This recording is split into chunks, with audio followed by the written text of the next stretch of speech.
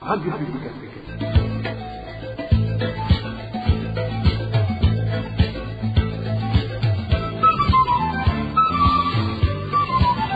Radio Publique Africaine.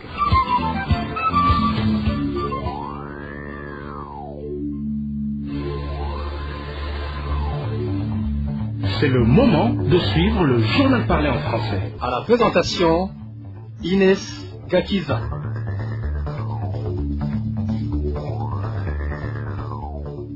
Jeudi 23 novembre 2023, merci pour votre fidélité. Bonsoir et bienvenue à notre édition dont voici le sommaire.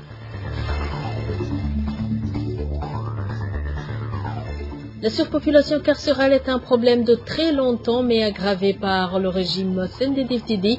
Dans ce journal, vous suivrez les explications de l'homme de droit et secrétaire général du parti MSD, Maître Nyamoya.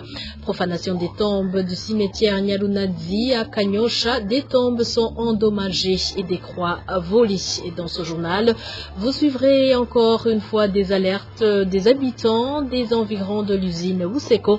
Cette usine de fabrication de ciment constitue un danger pour leur santé. Voilà pour le sommaire.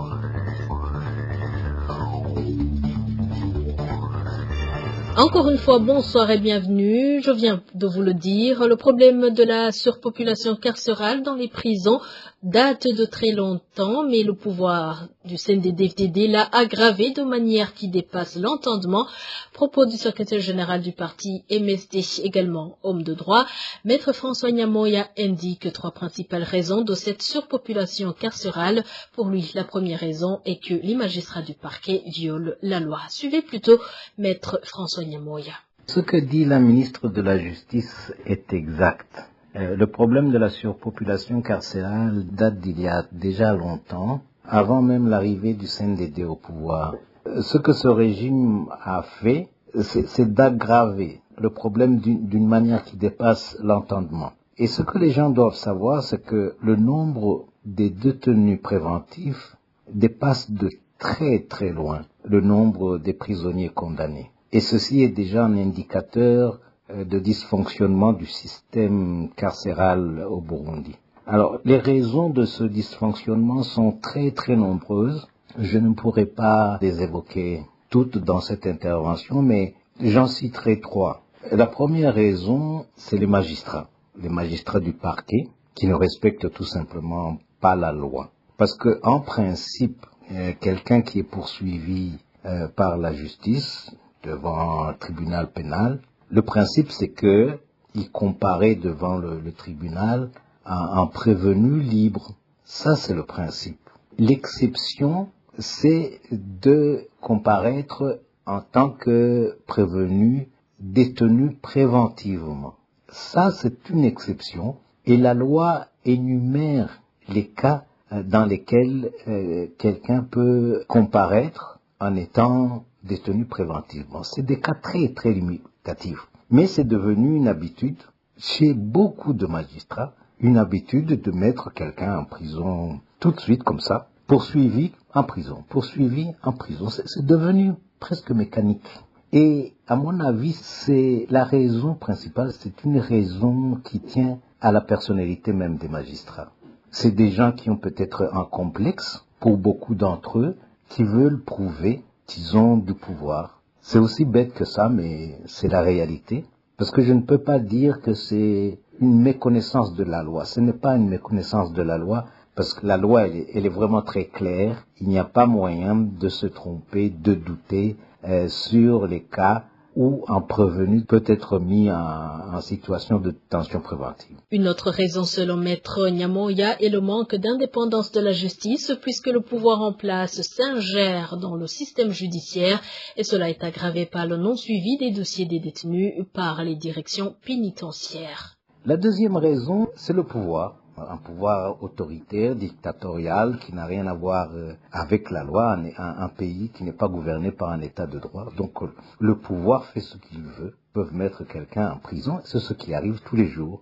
Et dans le système tel que celui de notre pays, ce pouvoir, il ordonne aux magistrats du parquet de mettre telle personne en prison. Point barre. Et le magistrat n'a d'autre choix que d'exécuter devant un pouvoir dictatorial. Et à cela s'ajoute aujourd'hui un pouvoir hors norme que c'est à juger le service national de renseignement qui, lui, a décidé carrément de s'ingérer dans le système judiciaire et décide de mettre en prison qui il veut. Ce qui fait qu'en réalité au Burundi, le ministre de la Justice est dépourvu de pouvoir. Ce que dit la ministre est vrai, mais elle ne peut rien corriger. Elle n'a aucune possibilité de corriger, elle n'a aucun pouvoir. Il y a au Burundi même des policiers ont plus de pouvoir que la ministre, et même de simples membres du parti ont plus de pouvoir que la ministre en ce qui est d'emprisonner des gens. Je peux vous donner 2 exemples sur ces situations de prisonniers politiques. Voilà, le cas de la journaliste Floriane Ilangabi.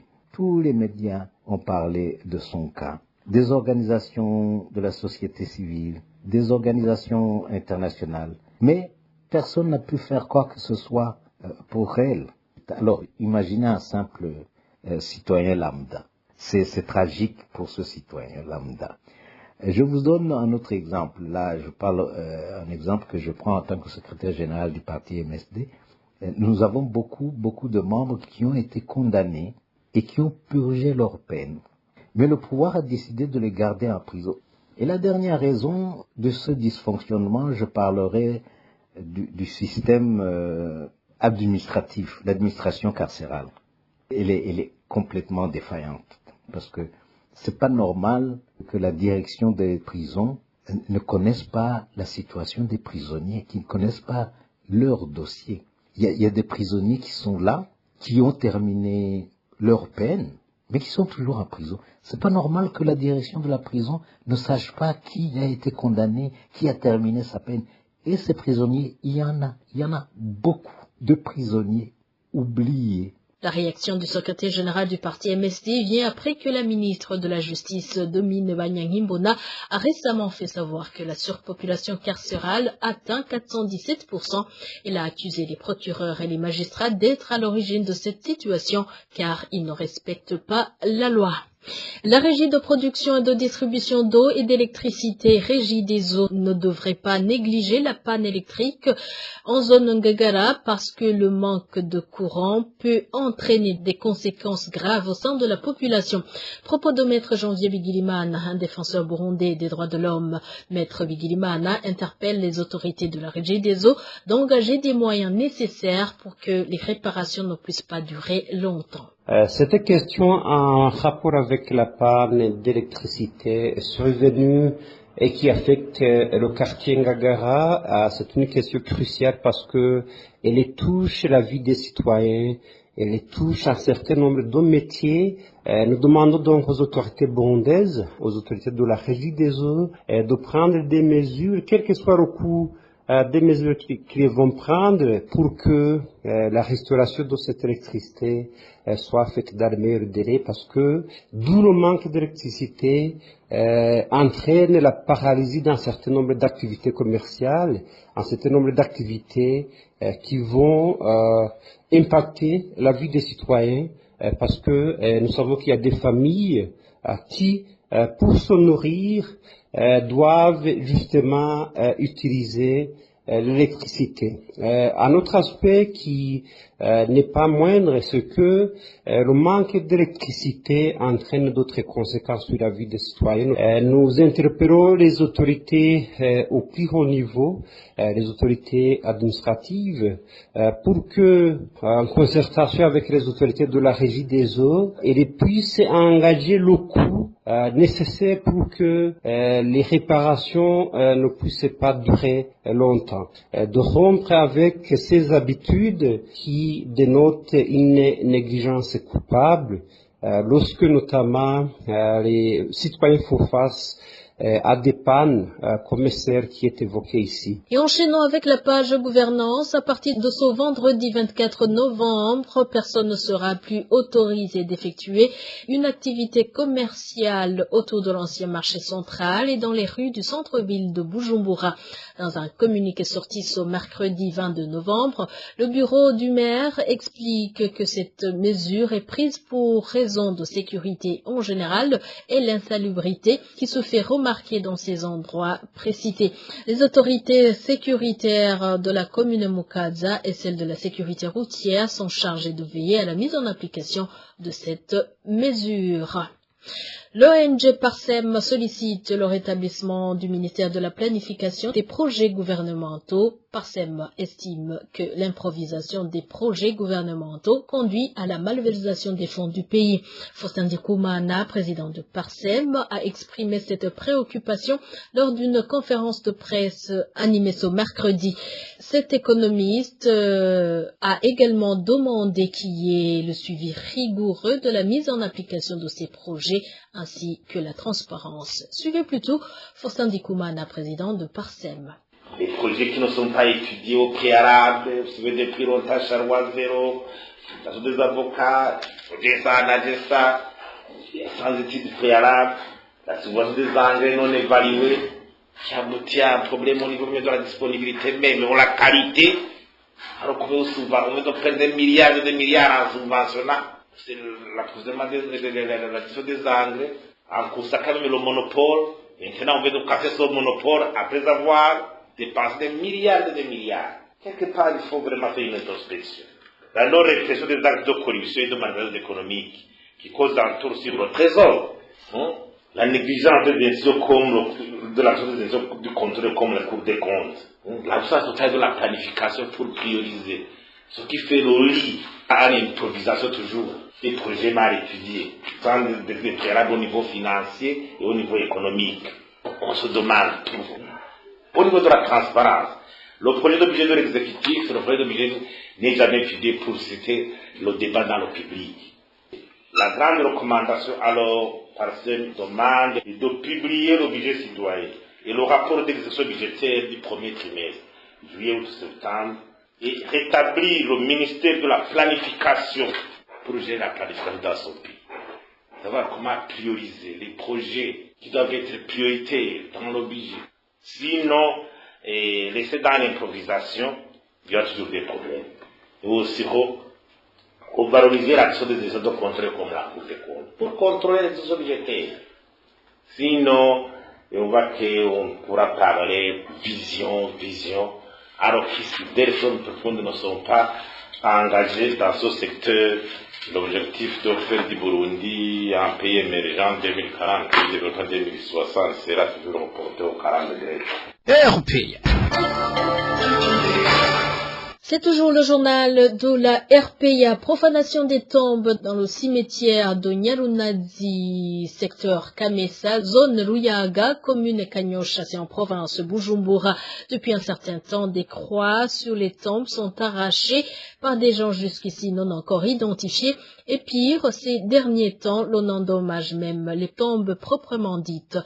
Les habitants de cette localité s'inquiètent de ce phénomène, surtout qu'ils ne savent pas encore l'objectif de ces actes. Le point avec Dani Claire, Ilatkoumva. Au départ, les actes de profanation des tombes dans le cimetière du secteur Kamesa, en commune Kanyosha de la province de Bujumbura, se limitaient sur les croix implantées sur les tombes. Mais petit à petit, ces actes commencent à prendre une autre ampleur. On va jusqu'à s'en prendre à la dalle qui couvre la tombe et laisser visible le cercueil. C'est devenu beaucoup plus grave. Ces derniers jours, on s'en donne même aux dalles couvrant les tombes. Ils risquent même de mettre à la surface les corps. On cherche tout ce qui est fer et surtout les croix. Ces actions inquiètent les familles qui ont enterré les leurs dans ce cimetière et la population de Kamesa en général. Ils ne savent pas qui sont les auteurs de ces actes de profanation, mais également leur objectif. Ça ne pourrait ne pas inquiéter les gens parce qu'ils ne comprennent pas pourquoi ce phénomène. Certains pensent à la sorcellerie, surtout que l'on va jusqu'à ouvrir la tombe. Mais si c'est uniquement pour chercher les fleurs à vendre, je pourrais lier cela à la pauvreté qui se vit dans les familles. Des administratifs locaux confirment cet état de choses. Le cimetière de Kamessa est utilisé pour la population de Kamessa et ses environs, y compris les habitants de la zone Moussaga pour la plupart des familles diminuées. Et de la province Bujumbura, rendons-nous dans la province Cibitoke pour parler de la multiplication des cas de vol dans les champs dans certaines localités de la commune Buganda. Les auteurs se recrutent parmi les rapatriés de la RDC dont le paquet retour a été confisqué par le ministre de l'Intérieur. Et les rapatriés et les résidents trouvent que la solution à cette situation est la restitution du paquet retour à ces rapatriés. Elvis Nyomongere pour les détails. 3 de ces bondés rapatriés de la République démocratique du Congo ont été surpris en train de voler dans les champs d'autrui. C'était le 18 de ce mois. Il a fallu l'intervention de l'administration pour résoudre ce problème, pour réparer les dégâts causés par ces rapatriés surpris en flagrant délit de vol ont été sommés de cultiver dans les terres de victimes de ces vols.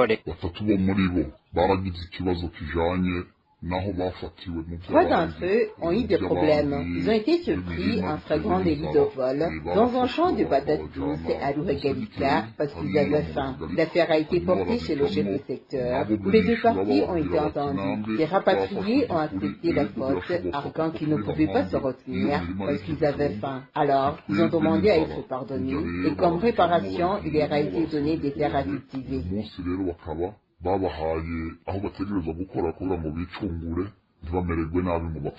La crainte de ces habitants de la commune Buganda, c'est que ces rapatriés pourraient se réaliser un jour si la justice populaire ne cesse pas avec les vols.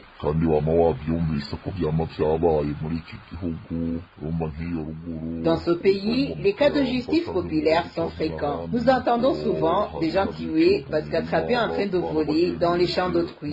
Alors, nous craignons que ces rapatriés subissent le même sort.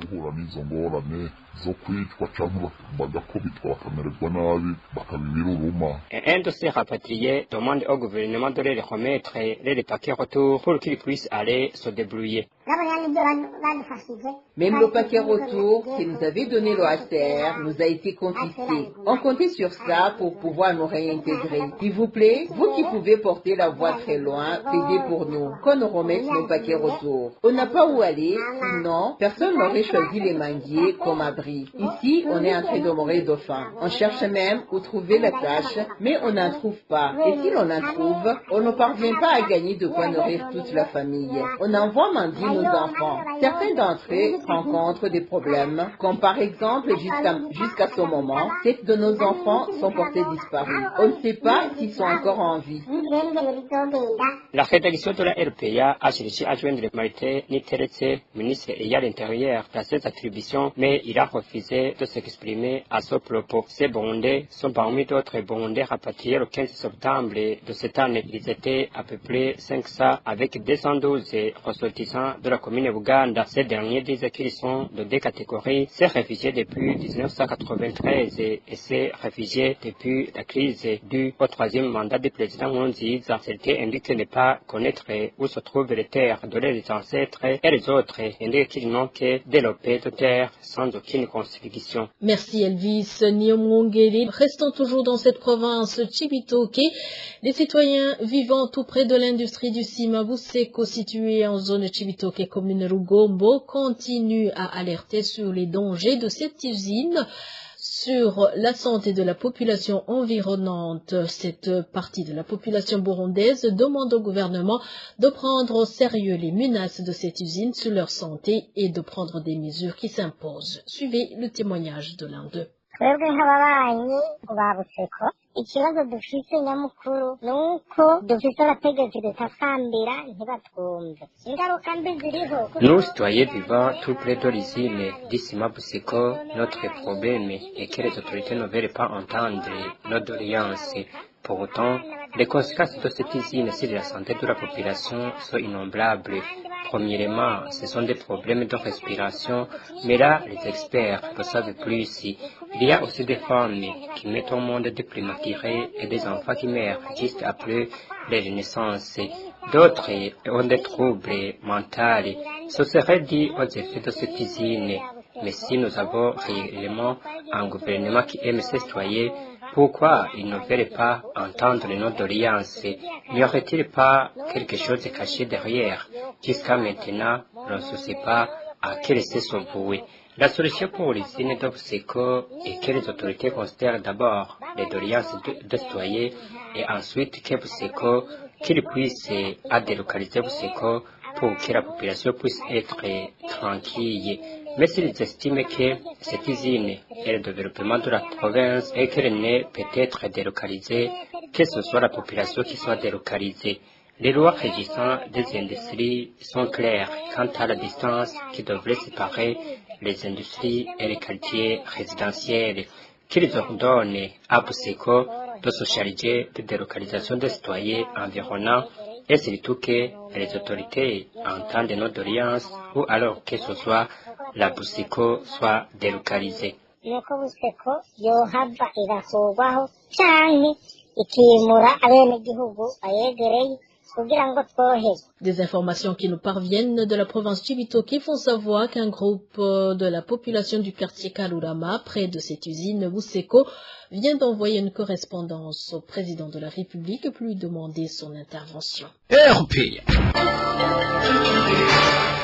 Sur le marché international, 1 kilogramme de thé coûte actuellement plus de $3 américains. C'est environ 25 fois l'argent donné aux théiculteurs de Muruta et Kabarore pour leurs feuilles vertes depuis plusieurs jours. Ces théiculteurs de la province Kayanza réclament la majoration de leur rémunération. Émile Nivasumba.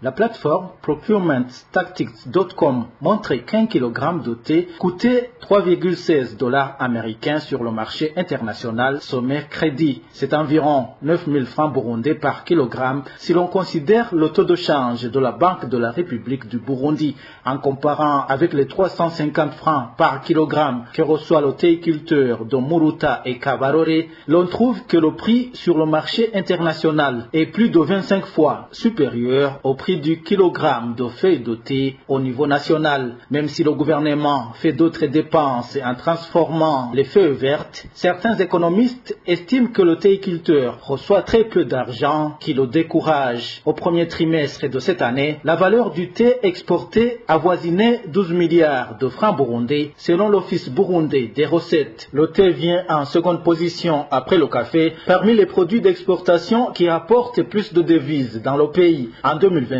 le ministère de l'Agriculture et de l'Élevage estimait à 20% cet apport en devises. Selon le même ministère, le thé fait vivre plus de 50 000 ménages dans le pays. Mais ces dernières années, les théiculteurs de différents coins du pays ne cessent de réclamer la majoration du prix du kilogramme de feuilles vertes. À certains endroits, certains habitants arrachent les théiers pour planter d'autres cultures, d'autres vendent en cachette le thé dans les pays voisins. Il y en a d'autres qui continuent de demander au gouvernement de les laisser le choix de cultiver ce qu'ils veulent dans leurs champs pour ne pas continuer à subir des pertes avec les plantations de thé. Et dernier dossier de ce journal, la route nationale numéro 7, Bujumbura-Jenda, est l'une des routes en mauvais état qui part de la mairie de Bujumbura vers l'intérieur du pays. Malgré les efforts fournis pour reconstruire cette route depuis le mois de janvier cette année, son état n'a cessé de devenir de plus en plus déplorable. Eric Nyonzima. Une grande partie de la route nationale numéro 7 est dominée par des nids de poudre. Les usagers de cette route indiquent qu'elle est dans un état plus déplorable. Un des usagers de cette route s'étonne de voir que depuis le début des travaux de sa réhabilitation au mois de janvier, aucune amélioration n'a jamais été remarquée vu que les travaux ont aussitôt été interrompus. Il y a beaucoup de nids de poules. Depuis le tronçon de Uhonga jusqu'à Mubarazi, la route est dans un état tellement déplorable. Mais de Mubarazi à Rutovu, il y a une petite partie qui est un peu praticable. Malheureusement, les choses se gâtent encore une fois de Rutovu à Rutana. Le plus étonnant, c'est qu'on avait installé des chantiers pour reconstruire cette route, mais rien n'a été fait jusqu'à présent. La réhabilitation n'a concerné qu'un petit trajet de 1 kilomètre, plus précisément à l'endroit communément appelé Basket. Par la suite, les ouvriers ont été emmenés sur un autre chantier. Sur le tronçon d'Ijenda, les travaux n'ont pas été achevés, de même qu'à Nyamutenderi. Tout cela depuis le mois de janvier. D'aussi quoi, les conséquences liées à la vétusté de cette route nationale n'ont pas tardé à se manifester. Cet habitat, qui se confie à la RPA, dit qu'ils enregistrent d'énormes pertes car ils passent le grand de leur temps en cours de chemin. Le trajet n'est plus le même avec l'état de cette route. En effet, quand la dite route était en bon état, de Bujumbura vers Sosumo avec un véhicule qui est rapide, comme la voiture ou encore une camionnette, ça nous prenait entre 2 et 2h30 minutes. Mais pour le moment, les bus de type Quaster font 4 heures et plus pour arriver à destination. Donc vous comprenez que l'état de cette route freine nos activités.